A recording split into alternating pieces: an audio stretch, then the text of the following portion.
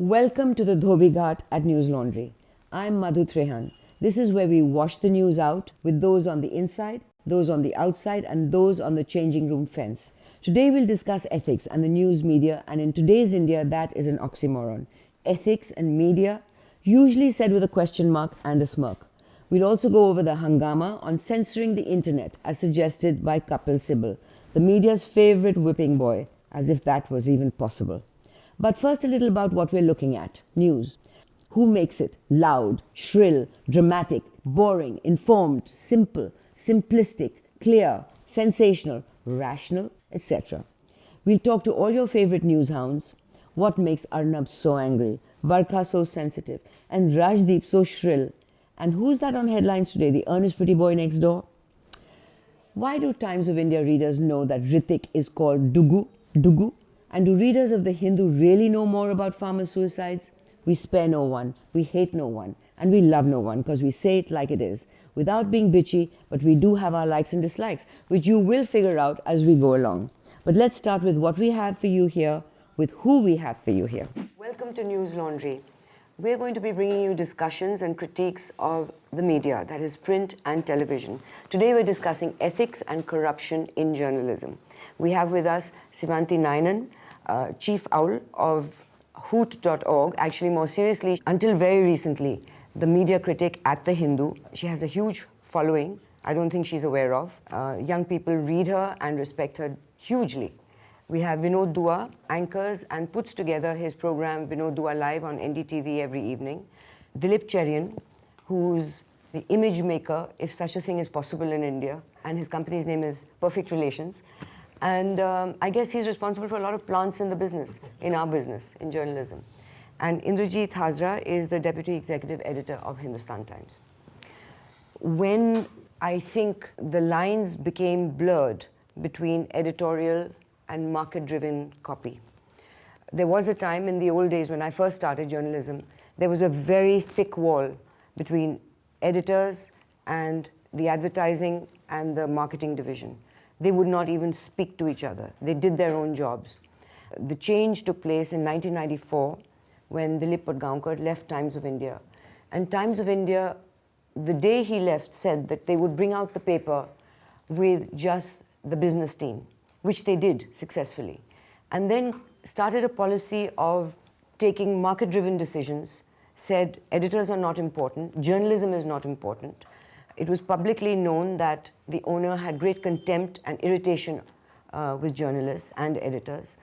And I think that was when editorial copy was space was being sold, started in page 3 first, and all kinds of other sort of innovative positions were taken by Times of India. At that time, there was a great hue and cry, and Sameer Jain said, well, they're criticizing me now, but they will all follow soon. And they have. The sad part is they have all done the same thing. So, Sevanti, you have done extensive research on this. You've written articles about it. What is your view? Do you think Times of India is the guilty party in this? I think Times of India is the pioneer where paid news is concerned, and it has a lot to do with the onset of PR in the country, with the public relations profession, because basically what Sameer Jain's argument was that why are we giving free space to all these handouts that come every day, and why not just charge for it? Excuse me, one of the things he said was that if the junior-most reporters are making deals with public relations companies and making money, why shouldn't I institutionalize it? I think it's really the worst thing you can do to journalism. What do you think? First of all, I don't see any readers objecting. The point about the Times of India and the Economic Times is no matter what they do, their circulation goes up. And so in this country, you don't have a consumer who cares or who holds this against them. All the ads, for example, are written like copy. You can't tell the difference. This is an ad.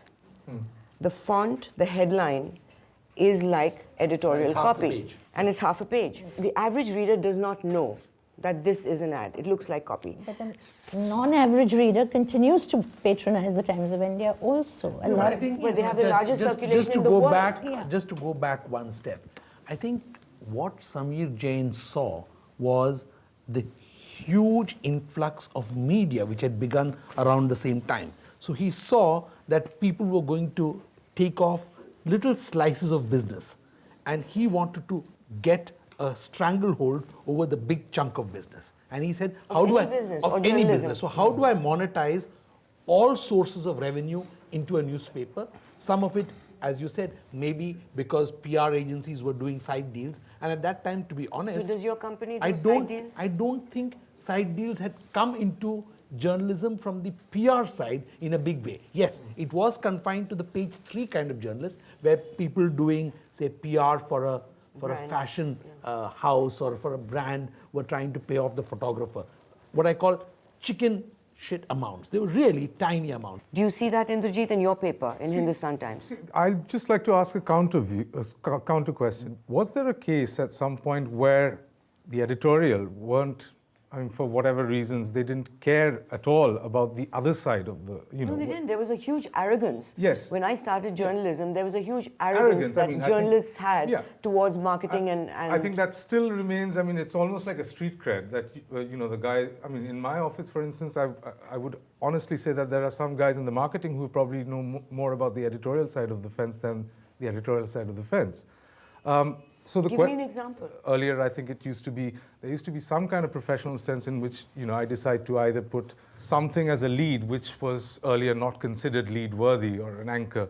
I think there are examples in which I've seen a sort of overcompensation happening in, I'm talking about at least in my paper, where an overcompensation happens from the editorial side. They say, but boss, I don't think our readers will sort of much care for what's happening in UP. It's caste No, first. but you see, this is what Times of India, Ravi Dhariwal said in an interview to Outlook. He said, we in Times of India are extremely fortunate to have editors who understand this, and we've been able to make them understand this. Understand what? You know, they've got pliable editors now who will obey, which is they constantly talk to consumers, not readers. And they're constantly in the market just to figure out what is really important, what is bubbling, and what is good for readers to know. So they're deciding that the market which sells a particular product is going to be written about. So it's no longer readers, it is consumers of products. Well, it's not as What if do you that- think, Vinod?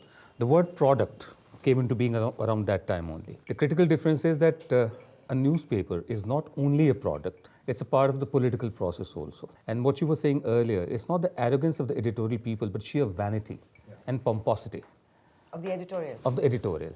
And I Well, agree at with... that time, although Dilip Padgaonkar denies it completely, he's reported to have said that he has the second most important job in the country. Yes, yes. I'm not talking about Dilip Padgaonkar alone. I know at least 3 editors who have, at different occasions, have told me. I told the PM, and he agreed with me. Yes. So this vicarious sense of power, Absolutely. Yeah, yes, yes, yes. Part of the just because yes, medium I met gives proximity. editors who Prime Minister बना देंगे, हम गिरा देंगे. हाँ, गिरा देंगे. That I've heard एक myself. अखबार ने तो वो फोटो छापी थी, एक दफे कार्टून बनवाया था कि ट्रॉफीज क्या क्या हैं उसकी. It's not the newspaper's job to, you know, put up trophies, and as if the ostensible purpose was to either bring down governments or to bring down people. So you it is think true we that editors and journalists sort of got carried away with themselves? yeah, but having said that, I'm not at all even implying that makes it absolutely possible for the likes of Sameer Jain or whoever to make their organizations only marketing driven. As I said earlier, because it's a newspaper or a television channel is not only dishing out products, if you look at You it know, in the language of marketing, but it's a part of the political process also.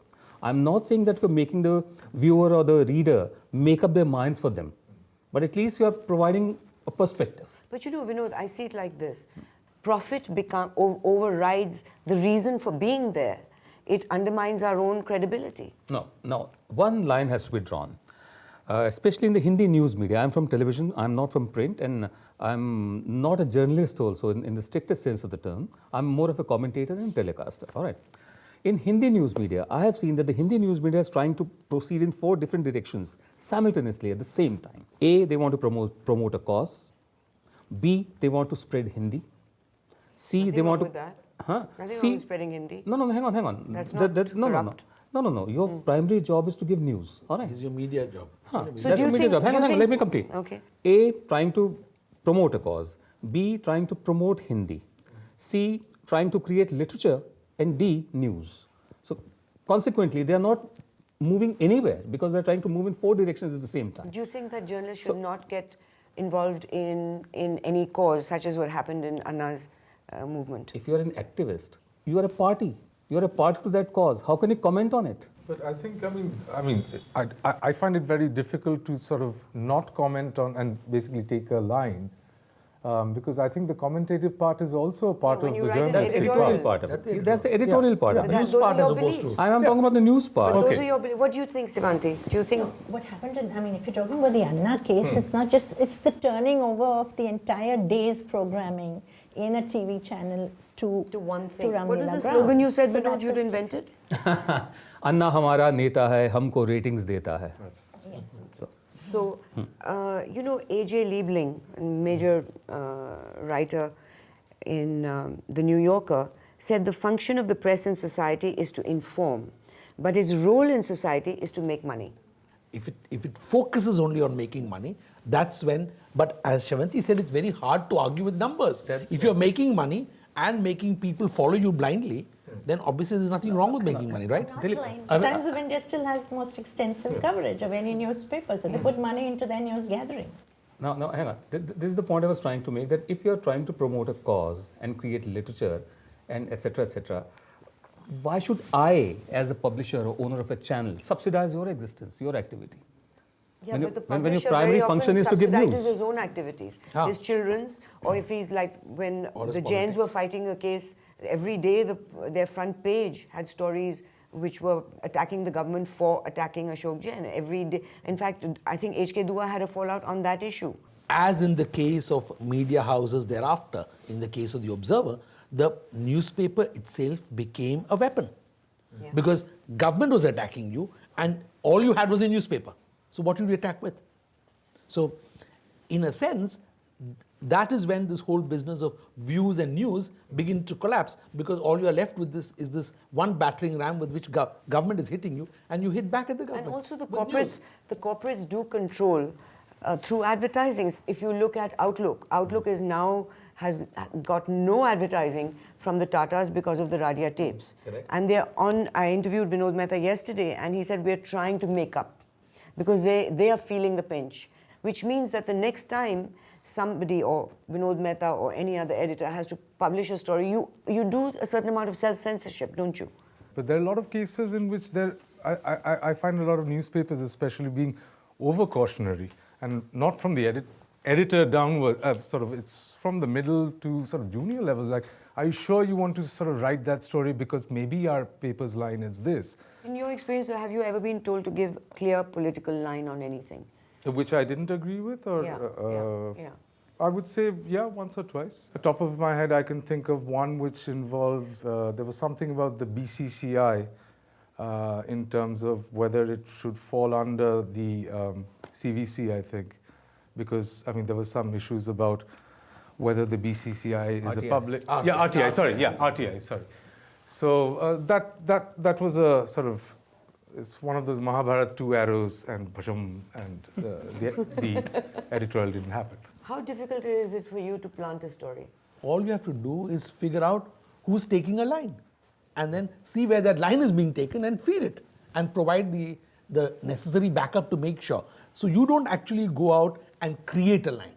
Only when you have a problem with someone taking a line, you want to stop it, then you go there and give the counter argument. And that's quite easy. Does that involve vast quantities of cash being exchanged either with the owner or with the reporter? It does not.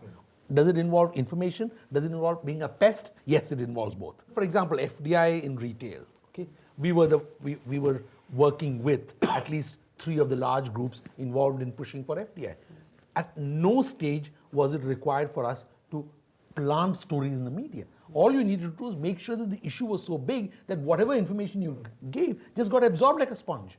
Now, what about the inaccuracies? Because I think Hindu is the only paper that actually puts corrections in.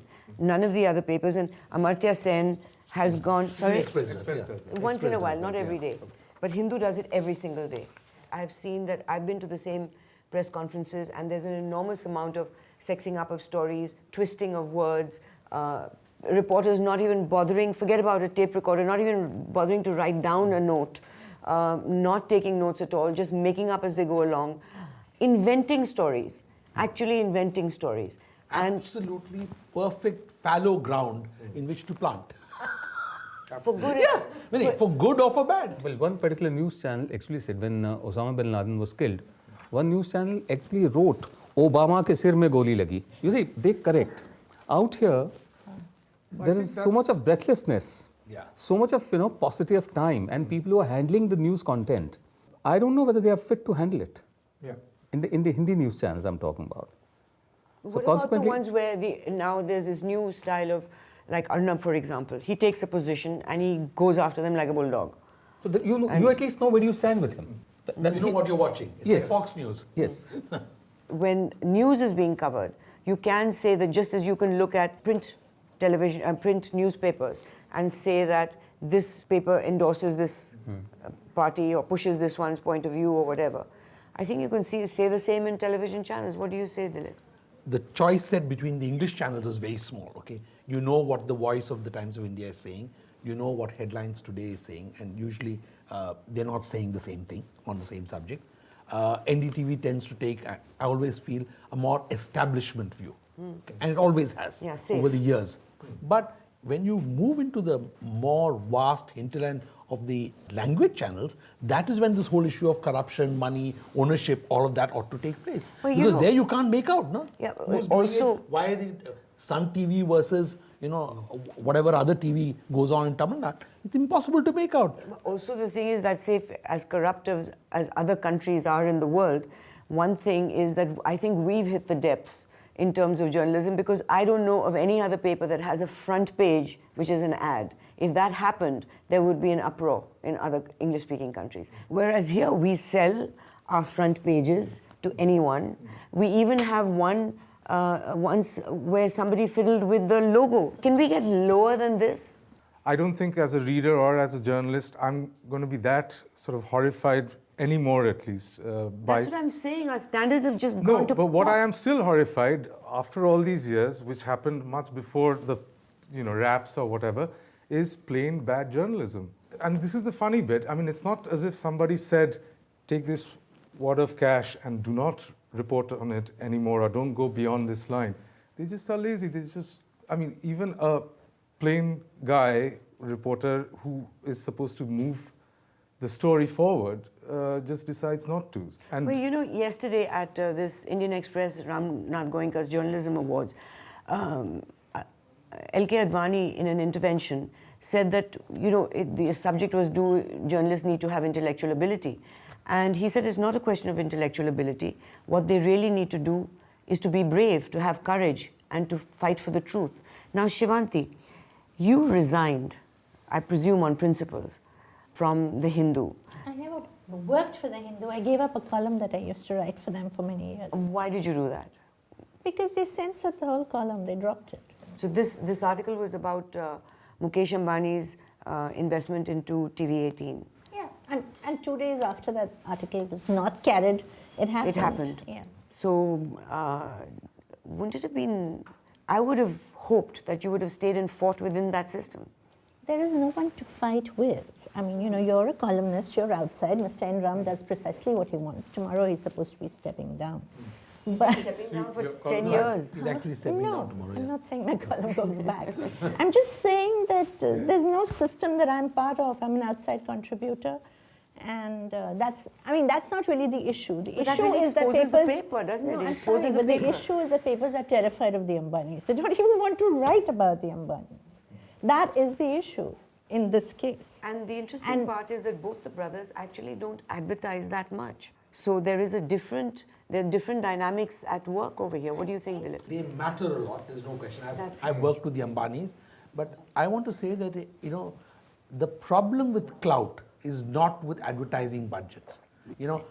Even the Tata clout, so-called Tata clout, it's got nothing to do with advertising budgets. Not If you entirely to do if you with actually sum up how much they spend in an average year on X publication, it's nothing compared to what a Levers or a Marico does. And these are all the big players. The big players are actually the ones who exert the least influence and are bothered the least about these. So, But what there's I'm more saying- of fear of the Ambani brothers than any actual because I've spoken to Fear, many isn't it? editors, and said, we don't want to fool around with them, and there's this, then everyone says, oh, but that paper's got investment by them, and all these stories float all over the internet. And that's what we're going to discuss in our next segment. Okay. Now we have what I think is a bizarre situation. You have a minister in the government. Let me tell you his version of the story, because I think everybody knows how the press has covered it. So Kapil Sibal told me that he had unofficially met with Facebook and Google representatives and said, could you please monitor these kind of offensive things which were basically, according to him, about religious sentiments and of course nobody believes that. And everybody believes that it's because of the images that have been floating around on the net of Manmohan Singh and Sonia Gandhi. So he said that I did not go to the press. I just quietly told them and hoped that it would end there and they would take care of it.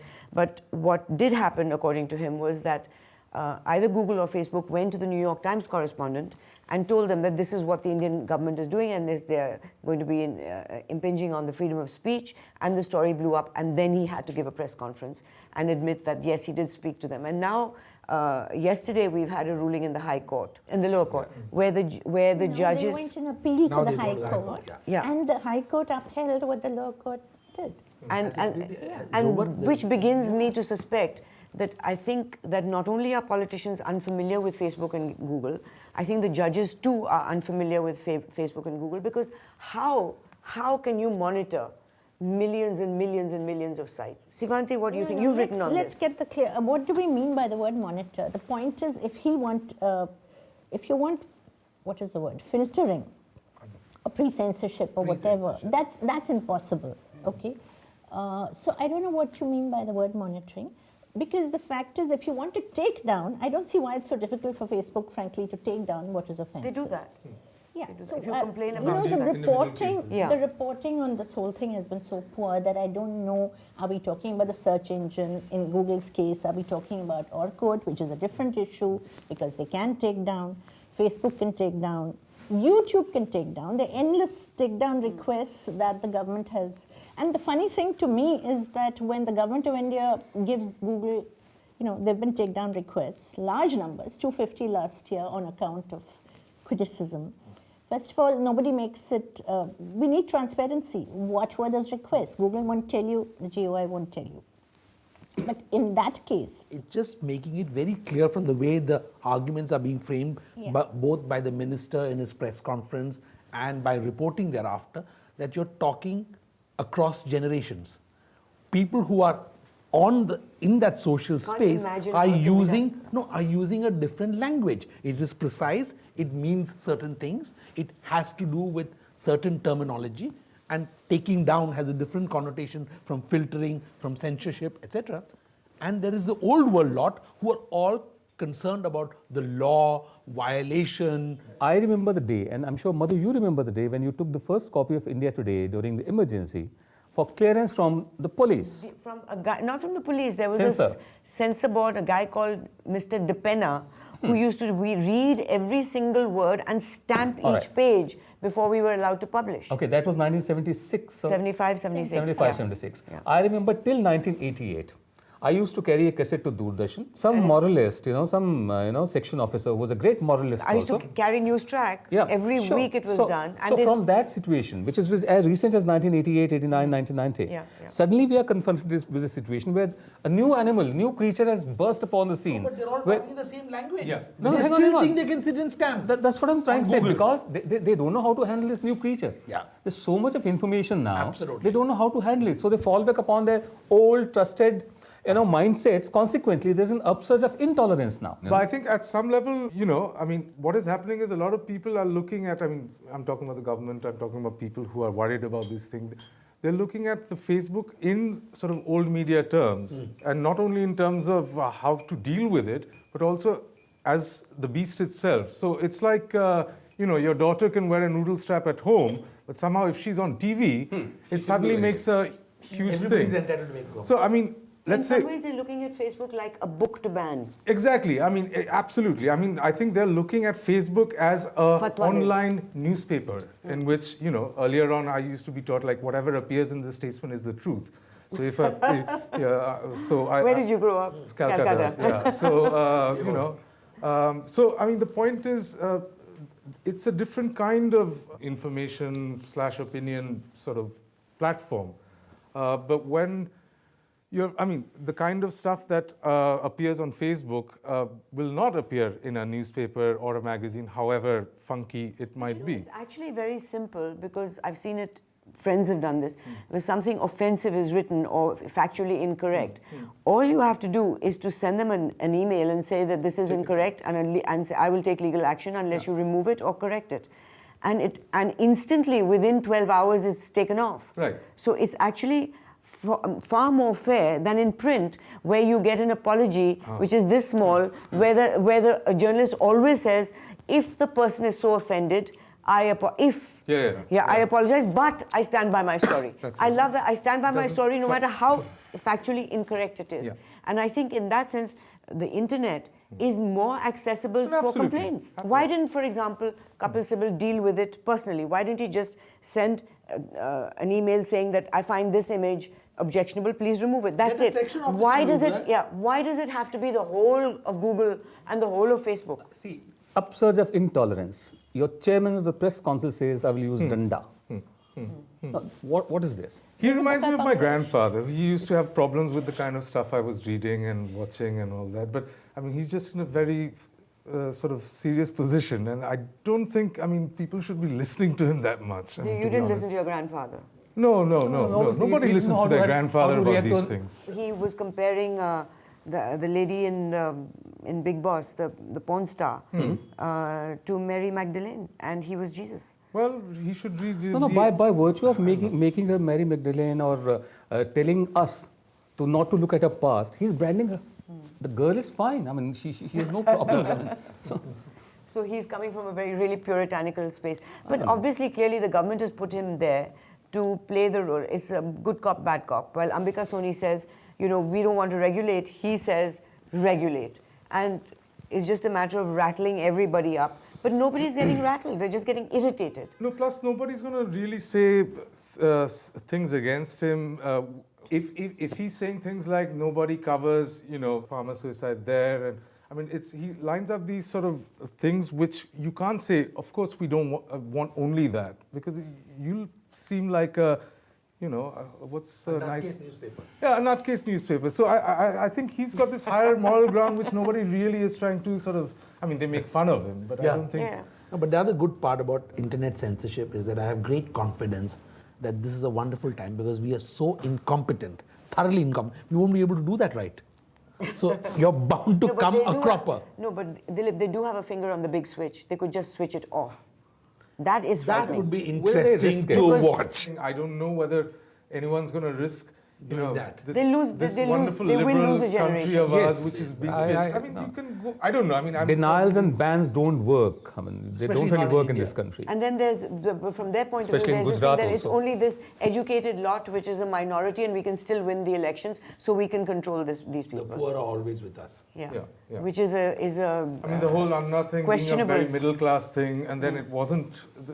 There was a certain sort of Yeah, lack so of. things are changing and they're not getting it. Sevanti, you've written extensively on this subject, right? I mean, there are 2-3 articles that you've written on Google and No, Facebook. first of all, I don't think any censorship works. Every time the government backtracks, and it will backtrack this time too.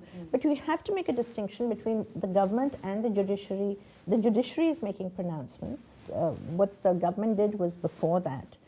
And, you know, I think if someone wants to go to court, they can go to court over these issues, and we'll have to see. But how do you, if you say we're going to prosecute, I just want to know, is any of this Bazi.com stuff going to happen in this case? Because when you, remember in Bazi, they just went and arrested the guy.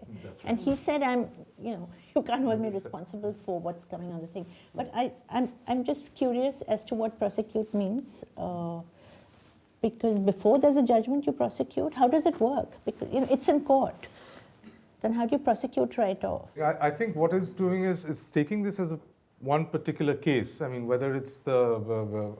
Let's see if it's a test case of some kind. So I think in this case, again, what you were saying is that there are two different things. One is a sort of somebody's complaining about some image or some thing out there, and it's an individual case that, you know, one guy is fighting in court. I think that's pretty much fair. That's the later enough. one. Yeah.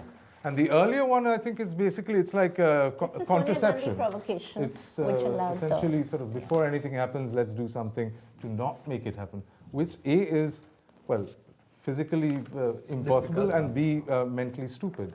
So, But again, he backtracked on that. You know, you're not going to succeed, so you're going to backtrack. But if it's a judicial thing, then we'll have to wait and see, because that becomes a precedent. And that we can have faith that it'll go on forever.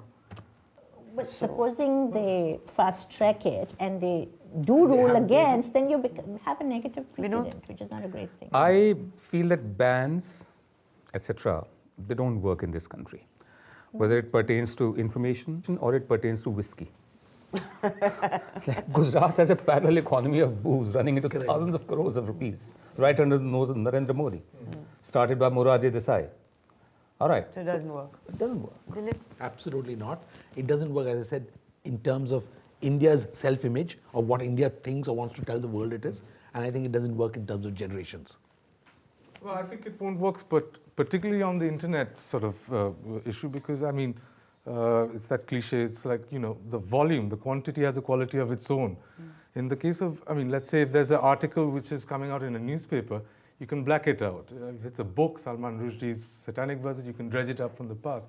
How do you control everybody? I mean, unless you I sort of... think that's what they don't have any understanding of. Unless... I would guarantee that they have not been on the net. Yeah. To come out with statements like they have, I don't think they would, they understand the enormity of it. One more thing. The books which are banned, are they really banned for those people who really want to read them? Exactly.